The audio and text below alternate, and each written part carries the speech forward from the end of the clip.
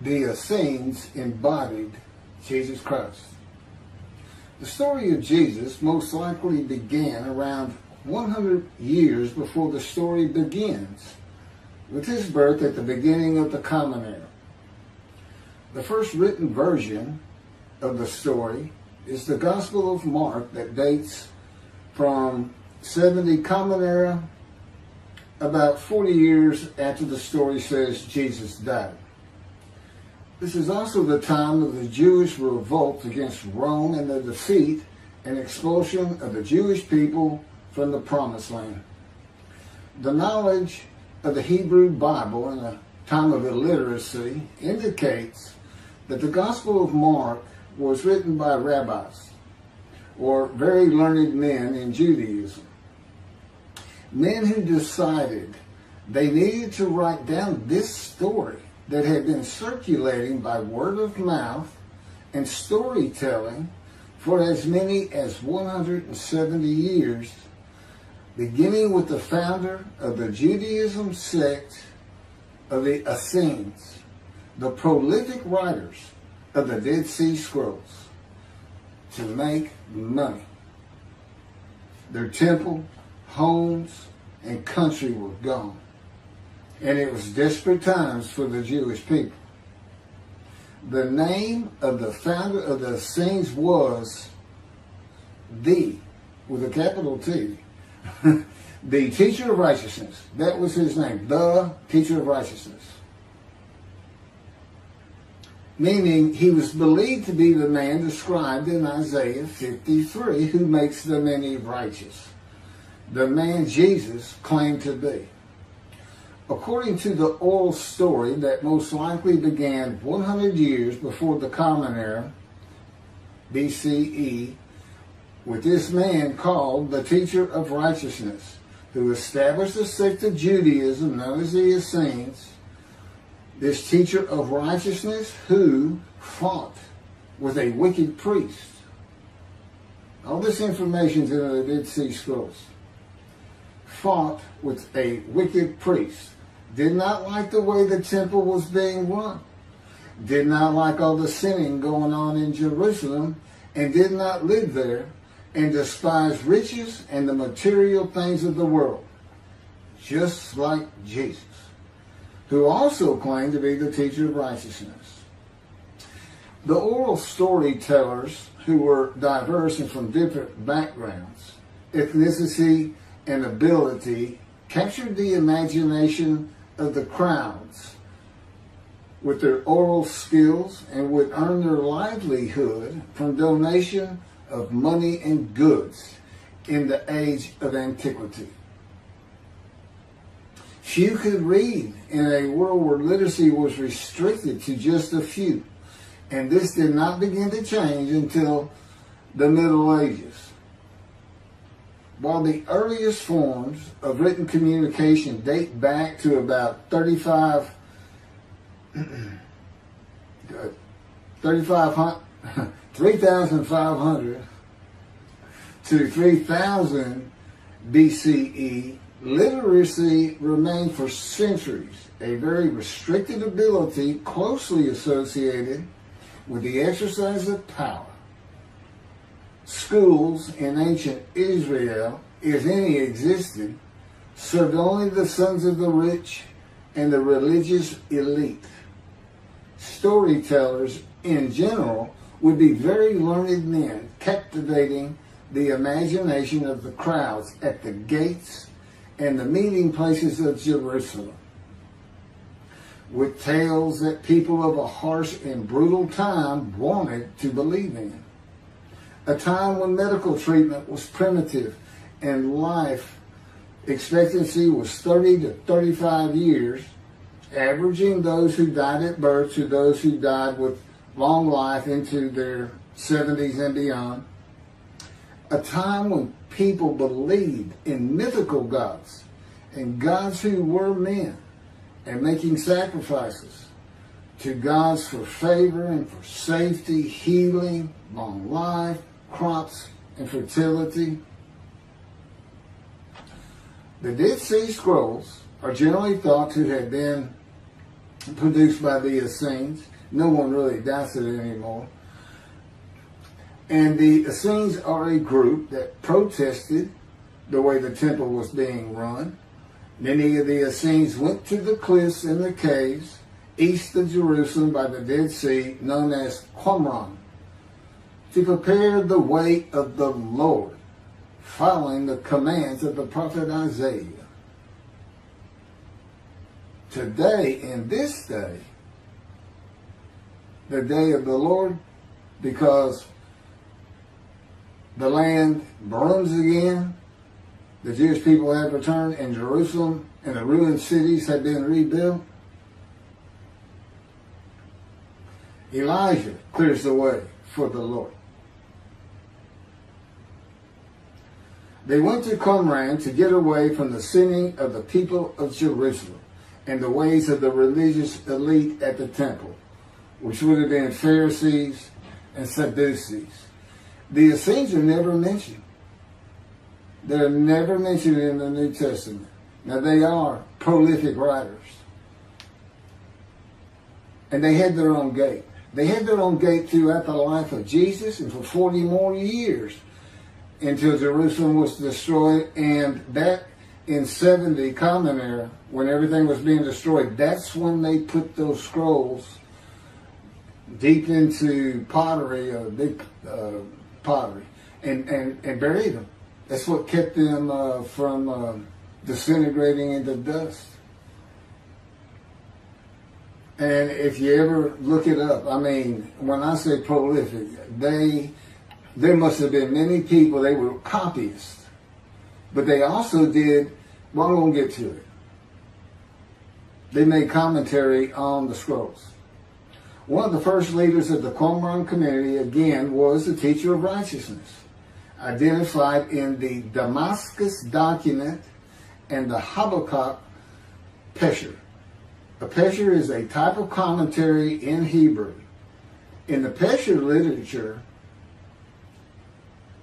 the teacher of righteousness is presented as a founding figure who directly clashed with an opponent called the wicked priest. Of course, we all know what Jesus went through with the religious elite, Sadducees, Pharisees, and the high priest. This was the wicked priest in his day, 100 years before the birth of Jesus. The man described in Isaiah 53 is often referred to the teacher because of verse 11, where God says, verse 11 of chapter 53 of Isaiah, where God says, "My righteous servant makes the many righteous." The teacher of righteousness and his followers left a library of information on his teachings, himself, and Scripture, and would seem to be the first of many men to claim or to be claimed by others that the man described in Isaiah 53. Jesus is not even the last. No, he's not, but I mean, he's not even the last. The Hebrew noun pesher is found in the Hebrew of the Qumran scrolls in the sense of meaning, explanation, interpretation. It is similar to a midrash in the Talmud. Various biblical texts were deemed prophetic and were subjected to pesher interpretation even when appearing in non-prophetic literary context. The copy of the pesher of Isaiah dates to the beginning of the 1st century Common Era. The pesher of Habakkuk attributes this technique to the founder of the community, the teacher of righteousness. In other words, this pesher is written during Jesus' life. And they had their own gate, the gate of the Essenes. The Qumran sect, like the broader Jewish movement from which it sprang, took a critical view of the established orthodoxy of its time, believing Israel to be under divine judgment, regarding itself as the true remnant of Israel and awaiting its imminent vindication. at the, quote, end of days. At the end of days, evil would cease, the wicked would be destroyed, and the righteous would live under a divine blessing. This is not unlike the teachings in Judaism today of a redemption, restoration, and exaltation of the Jewish people by the world of Gentiles, the nations, with peace throughout the world when the Anointed One comes. The Anointed One means Mashiach. The New Testament will say Messiah, but it just means anointed to do a task for God. And that would be from chapter 11, verses 1 and 2 of Isaiah. And the man is described in Isaiah 53 according to the sages and rabbis of the time. He was known as the leper scholar. And that's because it's a man suffering familiar with disease, sickness that will bring you to grief and be exposed to death. Today we would say cancer. And he makes the many righteous by his knowledge. That's in Isaiah 53. By his knowledge. Not by his death. Not by his crucifixion. Nobody dies. Exposure to death is not death. Jesus died. He was never exposed to death. He didn't get near it, but it did not happen.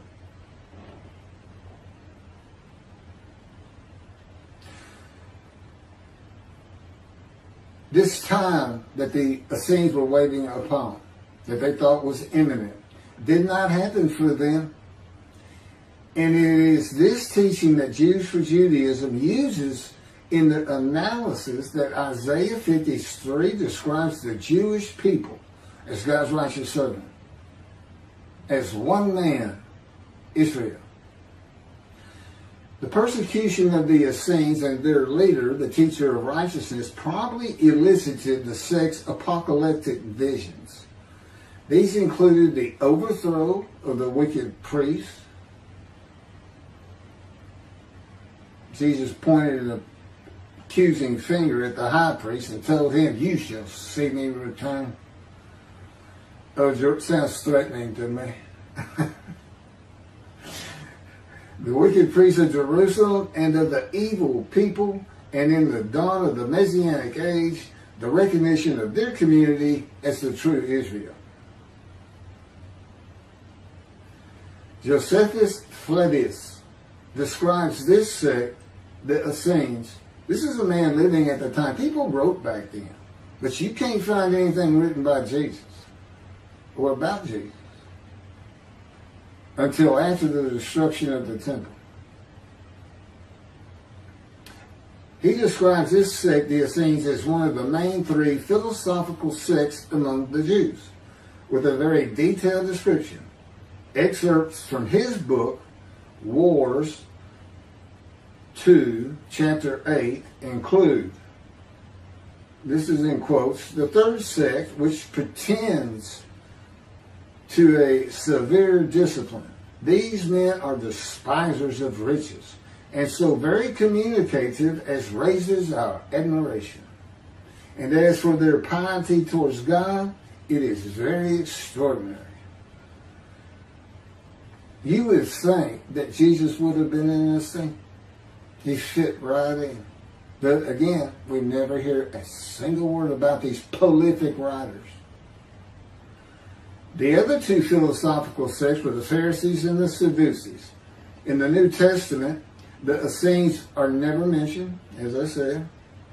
All the stories of Jesus and his clashes with the religious elite of Jerusalem in the New Testament are with the Pharisees and the Sadducees. According to this same Josephus, the name of the gate in the southern wall of Jerusalem at Mount Zion was called the Essenes Gate.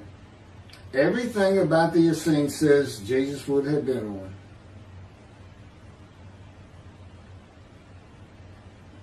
Peter and Paul, disciples later called apostles of Jesus, all said Jesus was the fulfillment of Isaiah 53 and the teacher of righteousness. All of Christianity does today. The Essenes, again, were writers and copyists and had their own gate in the southern wall of Jerusalem. Their founding leader claimed to be the righteous servant, so did Jesus. It is impossible to believe that the Essenes had not heard of Jesus. It is impossible to believe they would not have gone to Jesus to question him and verify the stories around him and his claim of being God's righteous servant and right about him. Because they believed that their founder was the Moshiach and that the end times were coming. Moshiach, anointed one, described in Isaiah 53. They're great followers of the things Isaiah had to say, and there's a picture written on it during the life of Jesus. It's impossible to believe it.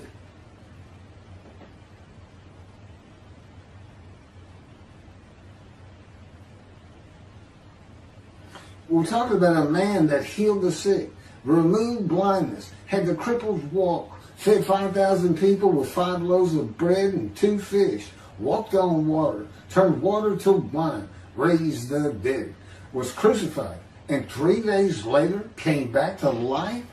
And you think these people, how about Joseph Philadelphus? Why didn't he mention that?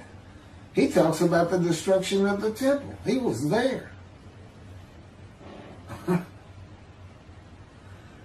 The Essenes were present in and around Jerusalem for 100 years before the birth of Jesus and another 40 or so years after his death at the age of 30 in the first written story of him and his life in 70 Common Era. There is not one word written by the Essenes of Jesus.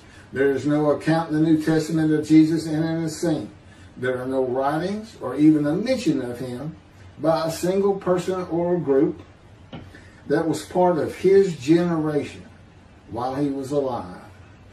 There are no writings by Jesus. And prophets of God, men of God, servants of God have been writing for him throughout the biblical times until he stopped talking to his prophets. The Hebrew Bible ended. The last prophet he spoke to, Malachi. Malachi chapter 3, the last chapter of the prophets,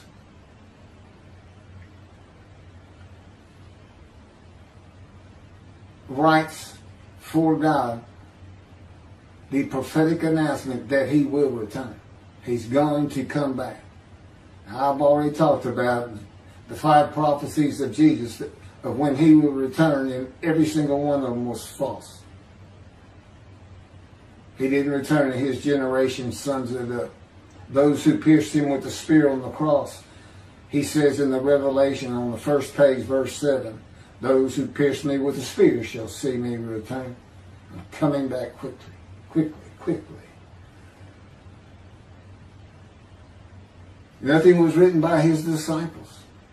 There are no writings by Herod or Pilate or any Roman newspaper, poem, or book of this man who healed the multitudes, fed the poor, walked on water, raised the dead, turned water to wine, was crucified and rose from the dead to human life, and then rose to heaven. That's where he's supposed to be returning from. While there are 3 Gospels under the names of 3 disciples, they are all considered pseudepigrapha. In Greek, that means falsely attributed. Writings which were attributed to authors who did not actually write them. And they were all written long after the death of Jesus, these Gospels, full of quotes and teachings from Jesus himself. Quoted parables, long speeches, Sermon on the Mount, long sermons that could not be accurate if passed by word of mouth. There is only one answer. The Essenes themselves, these writers and the storytellers of the day, had put this story together. And even though the writers of the gospel knew full well these rabbis are learned men of the Hebrew Bible, they knew it didn't really fit. But you know what else they knew? Nobody could verify it. Nobody could check them. Nobody could check them. Now, I just did a video on the deceptions.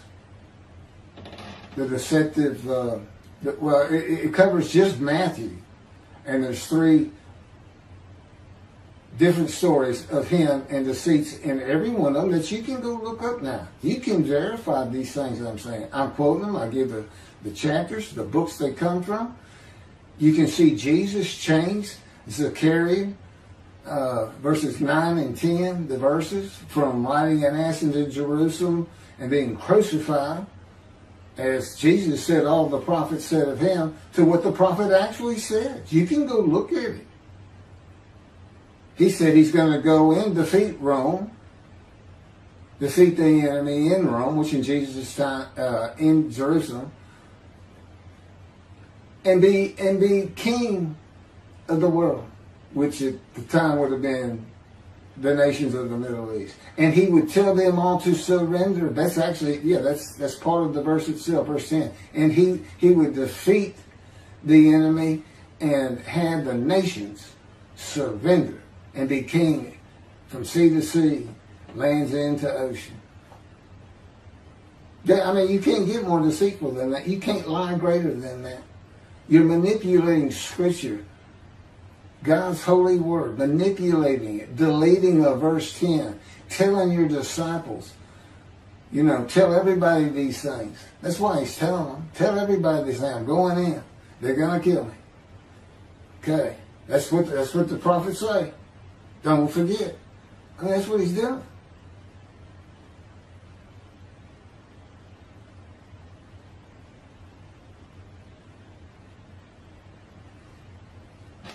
Jesus is a myth.